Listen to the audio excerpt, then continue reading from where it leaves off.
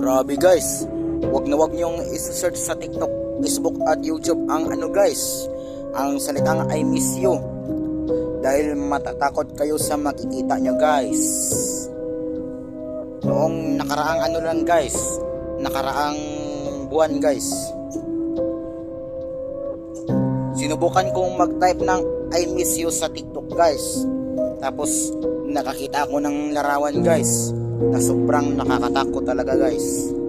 Hindi ko na lang sasabihin guys, dahil baka pagungutin kayo kapag natulog kayo guys. Basta huwag nyo yung gagawin guys.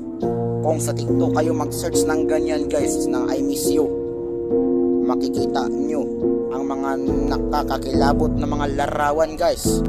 Kung sa Facebook naman guys, makikita nyo ang mga reels na nakakatakot. Pero kapag sa YouTube naman, mga video ang makikita nyo guys.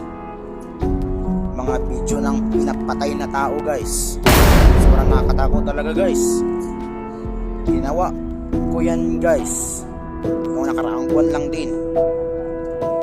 Nung matapos ako sa TikTok, sinunod ko yung Facebook.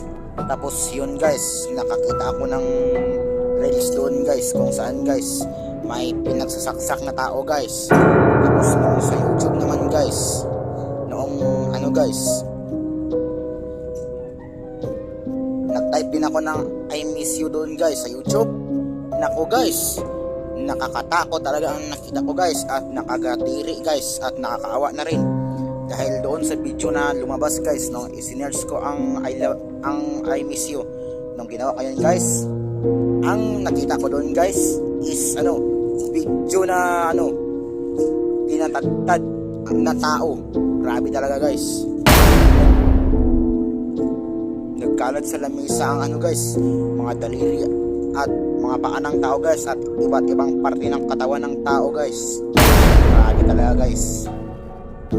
Mga siraulo siguro yung gumagawa ng mga video na yun guys.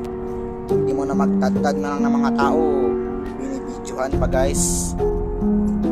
Siraulo talaga yun. Bakit kaya hindi pa nakakulong ang mga yan?